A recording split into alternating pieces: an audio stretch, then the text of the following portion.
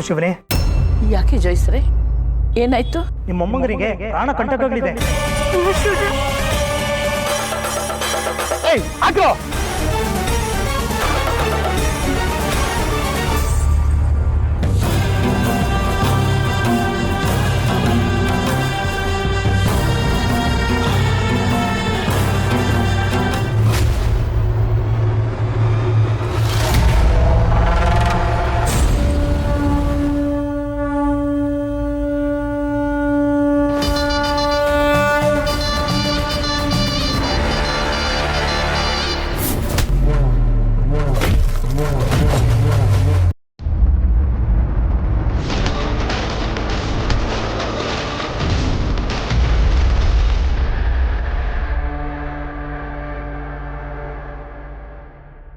ಅಲ್ಲಮ್ಮವ್ವ, ಆ ಹಳ್ಳಿ ಹುಡುಗಿ ಮಾತು ಕೇಳ್ಕೊಂಡು ಸುಮ್ಮನೆ ರಿಜಿಸ್ಟರ್ ಮಾಡಿದ್ರಿ. ಈಗ ಇಂಥ ಕಾಂಪಿಟೇಷನಲ್ಲಿ ಪಾರ್ಟಿಸಿಪೇಟ್ ಮಾಡೋಕ್ಕಾಗಲ್ಲ ಅಂತ ಎದುರು ಓಡೋಗಿದ್ದಾವೆ. ಹೆದರ್ಕೊಂಡು ಓಡಿ ಹೋಗುವಂಥ ಹುಡುಗಿ ಅಲ್ಲ ಅವಳು. ಎಲ್ಲೋ ಹೋಗಿದ್ದಾಳೆ, ಬರ್ತಾಳೆ.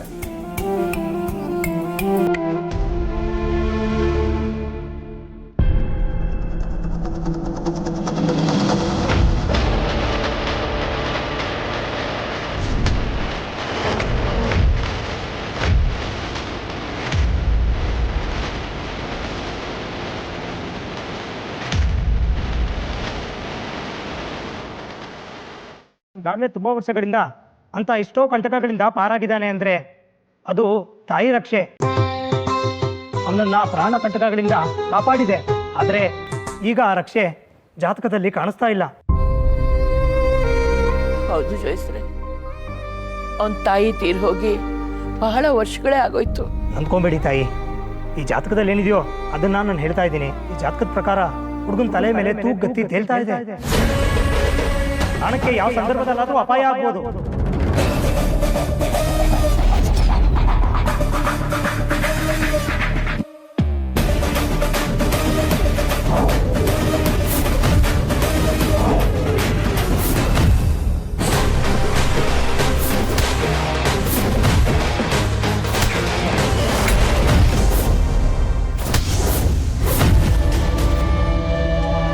ಅಯ್ಯೋ ದೇವ್ರೆ, ನನ್ನ ಮೊಮ್ಮಗನಿಗೆ ಏನೂ ಆಗ್ಬಾರ್ದು ಜೋಯಿಸ್ರೆ. ಅವನು 100 ಕಾಲ ಚೆನ್ನಾಗಿ ಬಾಳ್ಬೇಕು. ಇದಕ್ಕೇನು ಪರಿಹಾರ ಇಲ್ವಾ? ದಯವಿಟ್ಟು ಏನಾದ್ರೂ ಇದ್ರೆ ಹೇಳಿ. ಈ ಸಮಸ್ಯೆಗೂ ಪರಿಹಾರ ಅನ್ನೋದು ಇದ್ದೇ ಇರುತ್ತೆ ತಾಯಿ. ಗ್ರಹಗತಿಗಳು ಬದಲಾಗಬೇಕು, ಎಲ್ಲದಕ್ಕೂ ಕಾಲ ಉತ್ತರ ಹೇಳಬೇಕು. ಜೀವನದಲ್ಲಿ ದೊಡ್ಡ ದೊಡ್ಡ ಬದಲಾವಣೆಗಳೇ ಆಗಬೇಕು.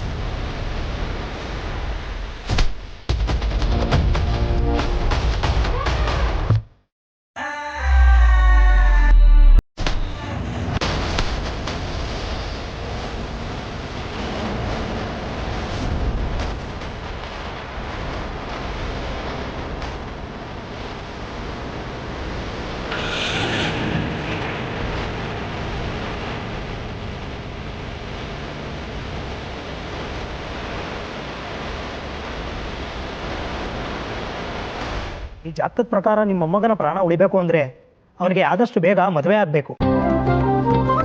ಅವನ ಕೈ ಹಿಡಿಯೋ ಹೆಣ್ಮಗಳು ಅವನನ್ನ ಕಂಟಕಗಳಿಂದ ಪಾರು ಮಾಡ್ತಾಳೆ. ಅವನಿಗೆ ಶ್ರೀರಕ್ಷೆಯಾಗಿ ನಿಲ್ತಾಳೆ. ಅವಳ ಪುಣ್ಯದ ಫಲ, ಅವಳ ಮುತ್ತೈದೆ ಭಾಗ್ಯ ನಿಮ್ಮ ಮೊಮ್ಮಗನ್ನ ಕಾಪಾಡ್ಕೊಳ್ಳುತ್ತೆ.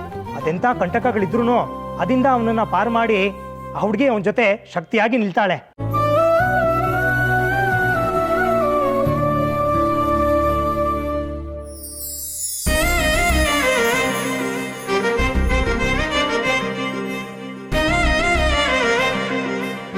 ಸರಿಯಾದ ಸಮಯಕ್ಕೆ ಬಂದು ನನ್ನ ಕಾಪಾಡಿದ್ರಿ. ಆಪತ್ ಬಾಂಧವ ಅಂದ್ರೆ ನೀವೇನೆ. ನಿಮ್ಗೆ ನನ್ನ ಮೇಲೆ ಎಷ್ಟೇ ಕೋಪ ಇದ್ರು ಮನ್ಸಲ್ಲಿ ಒಳ್ಳೆತನ ಗಟ್ಟಿಯಾಗಿದೆ. ಮಾತ್ಕಾರ ಮನ್ಸಿ ಅಂತಾರಲ್ಲ ಹಂಗೆ ನೋಡಿ. ಸಿ ಬಗ್ಗೆ ಎಲ್ಲ ನನ್ನ ಹತ್ರ ಮಾತಾಡ್ಬೇಡ. ಅದೆಲ್ಲ ಆಮೇಲೆ ಮಾತಾಡೋಣ. ಕಾಂಪಿಟೇಷನ್ ಹೋಗ್ಬೇಕು. ನನ್ನ ಹೆಸರು ಕರಿತಾ ಇದ್ದಾರೆ. ನಿನ್ನ ಹೆಸರಾ? ಲೇಟೆಸ್ಟ್ ಫಿಕ್ಸ್ ಸ್ಟಾಲ್ ನಂದೆ. ಆದ್ರೆ ಇನ್ನು ಓಪನ್ ಆಗಿಲ್ಲ. ಇವಾಗ ಕಾಂಪಿಟೇಷನ್ ಅಲ್ಲಿ ಗೆಲ್ತೀನಲ್ಲ, ಆ ದುಡ್ಡಲ್ಲಿ ಹೊಸ ಅಂಗಡಿ ತೆಗಿತೀನಿ. ಬರ್ತೀನಿ, ತಡ ಆಗುತ್ತೆ.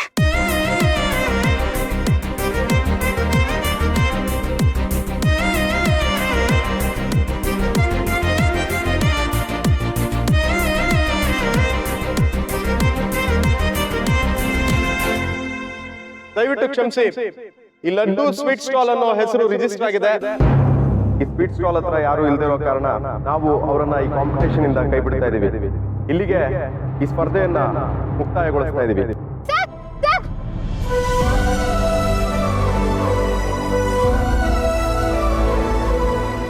ಲಡ್ಡು ನಾನೇ ನಂದೇ ಸರ್, ಸ್ವೀಟ್ ಸ್ಟಾಲ್. ಹೋಗಿದ್ದೆ, ಮಾತಾಡಿ ಸಾಕು. ಮುಂಚೆ ನೀವು ಮಾಡಿರೋ ಸ್ವೀಟ್ಸ್ನ ಕೊಡು ಇವಳಿಗೆ. ದಯವಿಟ್ಟು ಕ್ಷಮಿಸ್ಬೇಕು, ಸ್ವಲ್ಪ ಲೇಟ್ ಆಗೋಯ್ತು. ಕರ್ಸ್ಬೇಕು ತಾವೆಲ್ಲನೂ. ಅಯ್ಯೋ ಖಂಡಿತ. ಇಷ್ಟು ಚಿಕ್ಕ ಹುಡುಗಿ ಇಂಥ ದೊಡ್ಡ ಕಾಂಪಿಟೇಷನಲ್ಲಿ ಭಾಗವಹಿಸ್ತಿರೋದೇ ದೊಡ್ಡ ವಿಚಾರ.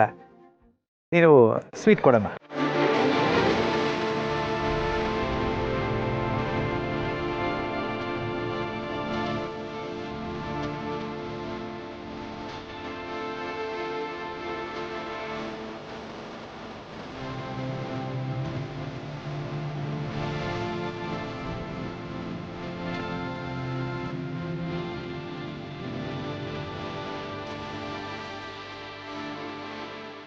ಇದೇನಿದು, ಕಜ್ಜಾಯನ?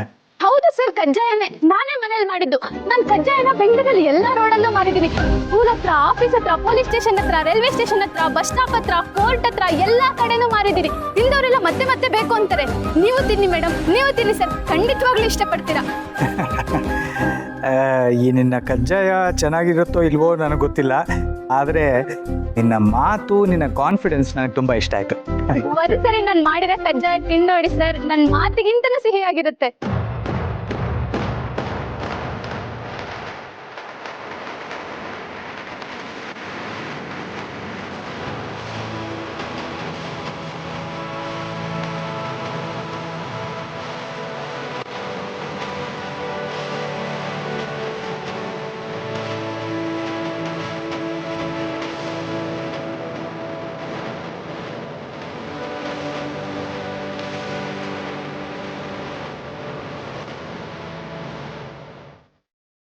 ಈ ಕಾಂಪಿಟೇಷನ್ ಉದ್ದೇಶಿಸಿ ಮಾಧವ್ ಸರ್ ಮಾತಾಡಬೇಕು ಅಂತ ಕೇಳ್ಕೊಳ್ತೀವಿ.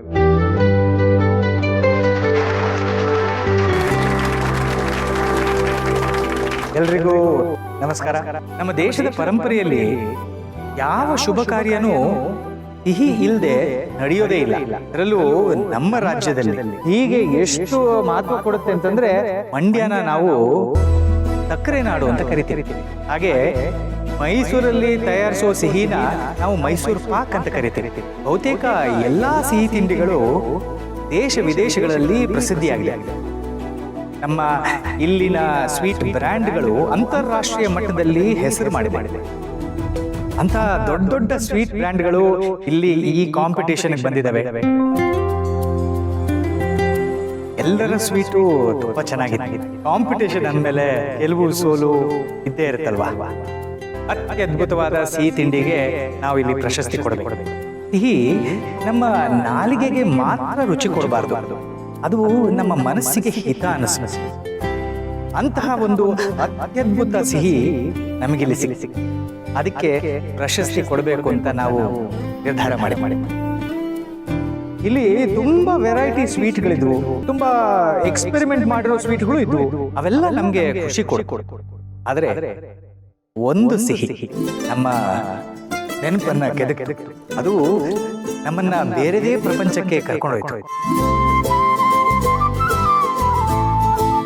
ಈ ಕಾಂಪಿಟೇಷನ್ ನಲ್ಲಿ ಬಹುಮಾನ ಗೆದ್ದು ಗೋಲ್ಡನ್ ಸೌಟ್ ಅನ್ನೋ ಬಿರುದನ್ನ ಪಡ್ಕೊಂಡಿರುವ ಸ್ಪರ್ಧಿಯ ಹೆಸರನ್ನ ನಾವು ಹೇಳ್ತೇವೆ.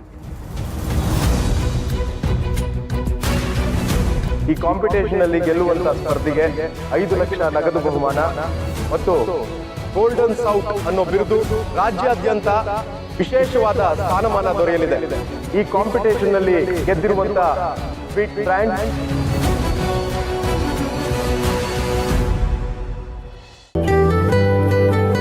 ಈಗ ಈ ಸ್ಪರ್ಧೆಯಲ್ಲಿ ಗೆದ್ದಿರುವಂತ ಸ್ಪರ್ಧೆಯ ಹೆಸರು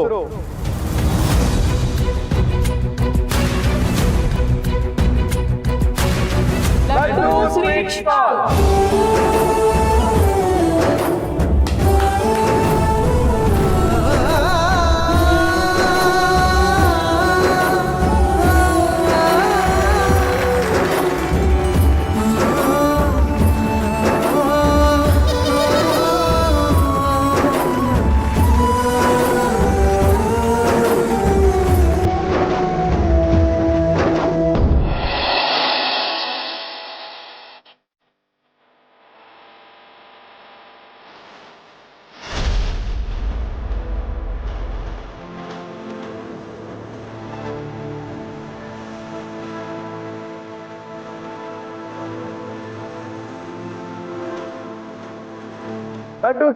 ನ ಓನರ್ ವೇದಿಕೆ ಮೇಲೆ ಬರಬೇಕು ಅಂತ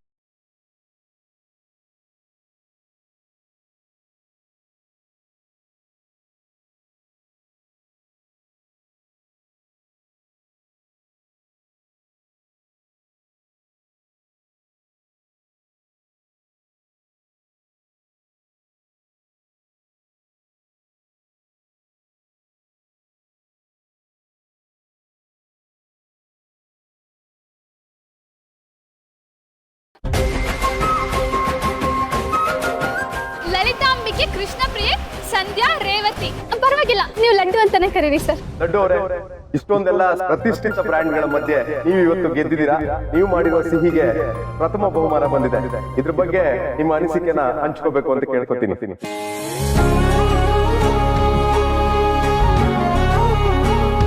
ಈ ಖುಷಿಗೆ ನನಗೆ ಮಾತೇ ಬರ್ತಾ ಇಲ್ಲ, ಆದ್ರೂ ಮಾತಾಡ್ತೀನಿ. ಯಾಕಂದ್ರೆ ಇಂಥ ದೊಡ್ಡ ಸ್ಟೇಜ್ ಮೇಲೆ ಮಾತಾಡೋದು ನನ್ ಕನ್ಸು. ಇದು ಬರೀ ನನ್ ಕನ್ಸಲ್ಲ, ನಮ್ಮ ಅಮ್ಮನ ಕನ್ಸು ಕೂಡ. ನಾನ್ ಬರೀ ಕಾಂಪಿಟೇಷನ್ ಅಲ್ಲಿ ಗೆದ್ದಿಲ್ಲ, ಜೀವನದಲ್ಲಿ ಗೆದ್ದಿದ್ದೀನಿ. ನನ್ ಜೀವನ ಇವಾಗ ಶುರು. ಆ ಕಜ್ಜಾಯ ನಮ್ಮಮ್ಮ ಹೇಳ್ಕೊಟ್ಟಿದ್ದು, ಅದು ನಮ್ಮಮ್ಮನ ಕೈ ರುಚಿ. ನನ್ ಕಜ್ಜಾಯನ ಚಿಕ್ಕ ಚಿಕ್ಕ ಮಕ್ಕಳಿಂದ ಅಜ್ಜಿ ಅಜ್ಜಂದ್ರವರೆಗೂ ಎಲ್ಲರೂ ಇಷ್ಟಪಟ್ಟು ತಿಂತಾರೆ. ಆದ್ರೆ ನಾನ್ ಮಾಡೋ ಕಜ್ಜಾಯ ಇಷ್ಟೊಂದು ರುಚಿಯಾಗಿರುತ್ತೆ ಅಂತ ಇವತ್ತು ಸಾಬೀತಾಗೋಯ್ತು. ಇದೇ ನನ್ನ ಜೀವನಕ್ಕೆ ಸ್ಫೂರ್ತಿ. ನಾನು ಸ್ವೀಟ್ ಅಂಗಡಿ ಓಪನ್ ಮಾಡ್ತೀನಿ. ನನ್ನ ಸ್ವೀಟ್ ಅಂಗಡಿಗೆ ನೀವೆಲ್ಲರೂ ಬಂದು ನನ್ನ ಸ್ವೀಟ್ ಅಂಗಡಿಯಲ್ಲಿ ಕಜ್ಜಾಯ ತಿಂತೀರಾ ತಾನೆ? ನಾನು ನಿಮ್ಮೆಲ್ರಿಗೂ ಡಿಸ್ಕೌಂಟ್ ಕೊಡ್ತೀನಿ.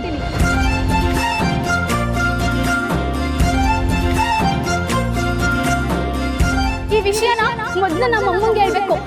ಅಮ್ಮ ತುಂಬಾ ಖುಷಿ ಪಡ್ತಾಳೆ. ಅಮ್ಮ ನಾನು ಚಿಕ್ಕಂದಿಂದನು ಬಡತನ ಅನ್ನೋ ಕಹಿಲೆ ಜೀವನ ಮಾಡ್ಬಿಟ್ವಿ.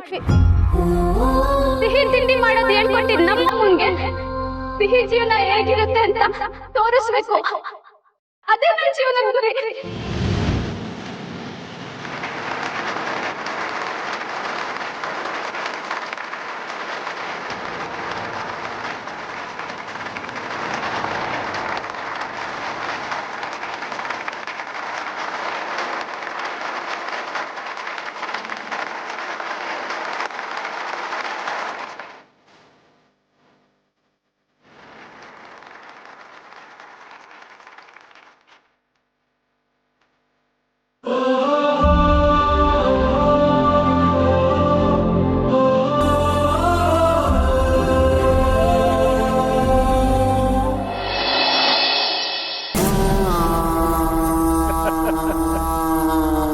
ಪಾಪ ಕಡೆಗೂ ಸೋತು ಹೋದ್ರಲ್ಲ ಪ್ರಸಾದ್. ನಾನು ಸೋತಿದ್ದಕ್ಕೆ ನನಗೆ ಬೇಜಾರಿಲ್ಲ, ಯಾಕೆಂದ್ರೆ ನನಗೆ ಸೋಲು ಅಭ್ಯಾಸ ಆಗೋಗಿದೆ. ಅದನ್ನು ನೀವು ಸೋತ್ರಲ್ಲ, ಅದು ನಾನು ಗೆದ್ದೆ ಅಂತ ನನಗನ್ನಿಸ್ತಾ ಇದೆ. ನಮ್ಮಿಂದ ನೀವು ಸೋತು ಹೋಗಿದ್ದಿದ್ರೆ ಇಷ್ಟೊಂದು ಅವಮಾನ ಆಗ್ತಿರ್ಲಿಲ್ಲ ಅನ್ಸುತ್ತೆ ನಿಮ್ಗೆ. ಆದರೆ ಆ ಹಳ್ಳಿ ಹುಡುಗಿ ಅವಳ ಕೈಯಿಂದ, ಅದು ಅವಳು ಮಾಡಿದ ಕಜ್ಜಾಯದಿಂದ ನೀವು ಸೋತು ಹೋದ್ರಲ್ಲ, ಇದಕ್ಕಿನ್ನ ಅವಮಾನ ಬೇಕಾ ಬೇರೆ?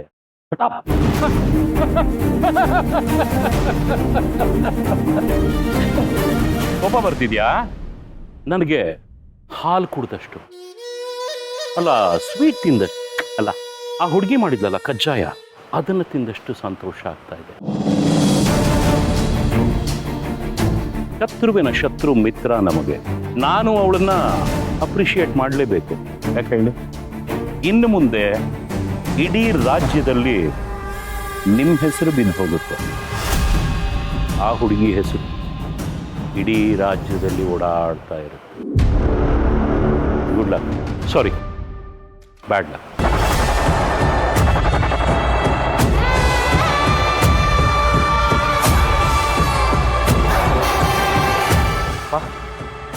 ಬೇಜಾರು ಮಾಡ್ಕೋಬೇಡಿ.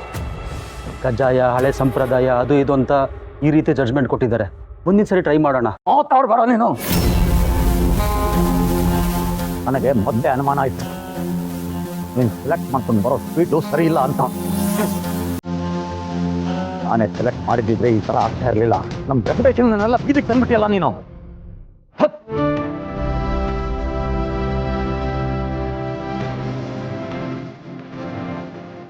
ಅನಂತ್, ನಿಮ್ಮ ಅಪ್ಪನ ಬಗ್ಗೆ ನಿನಗೆ ಗೊತ್ತೇ ಇದೆ.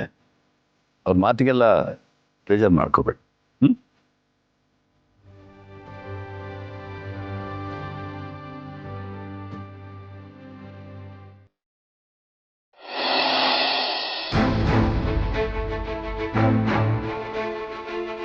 ಯಾಕೆ ಇಷ್ಟೊತ್ತಾದ್ರೆ ಮನೆಗೆ ಬಂದಿಲ್ಲ ಅವಳು? ಅಲ್ಲಿ ಅದೇನಾಗಿರುತ್ತೋ ಏನೋ. ಯಾವಾಗಲೂ ಇಷ್ಟೊತ್ತಿಗೆ ಮನೆಗೆ ಬಂದಿರ್ತಿದ್ಲು. ಯಾಕೆ ಲೇಟ್ ಆಯ್ತು ದೇವ್ರೆ? ಗೋವಿಂದ ಬೇರೆ ಬಾಯಿಗೆ ಬಂದಂಗೆ ಮಾತಾಡೋಗಿದ್ದಾನೆ. ಇವಳಿಗೆ ಅದು ಯಾವ್ದ್ರ ಚಿಂತೆನೂ ಇಲ್ಲ. ಹತ್ತಲಾಗೋದ್ರೊಳಗೆ ಮನೆ ಸೇರ್ಕೊಳ್ಬೇಕನ್ನೋ ಸಣ್ಣ ಪರಿಜ್ಞಾನನೂ ಇಲ್ಲ. ಯಾಕೆ ಹೀಗೆ ಹೊಟ್ಟೆ ಉರಿಸ್ತಾಳೆ ನನ್ನ?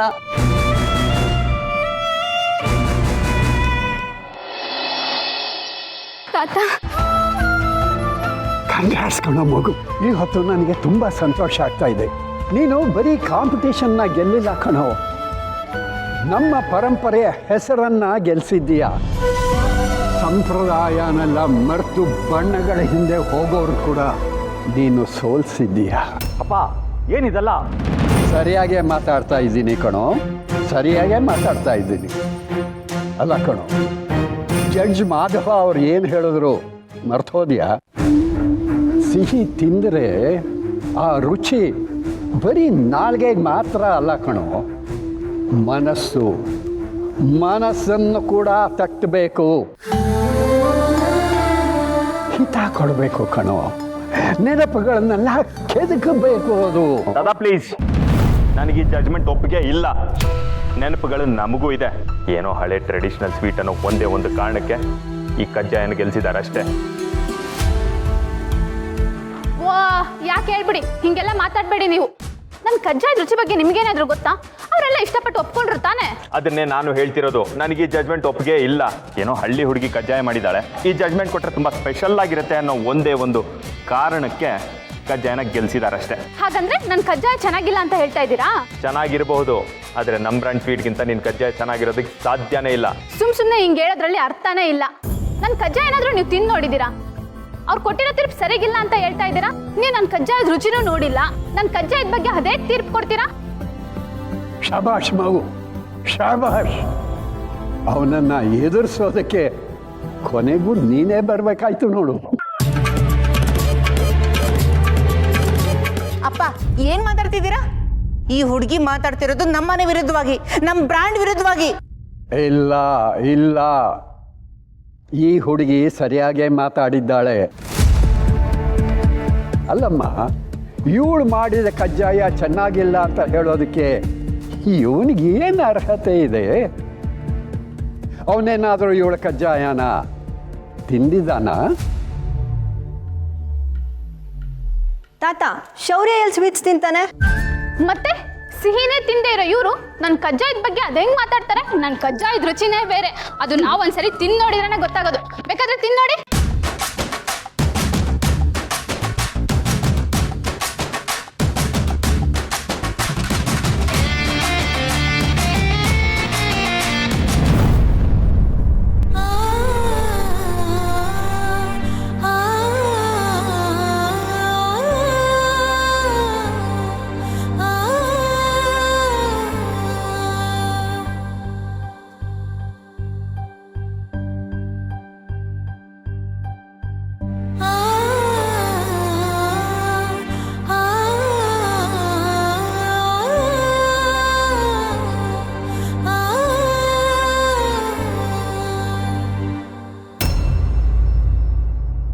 ಈಗೇನ್ ಹೇಳ್ತೀರಾ?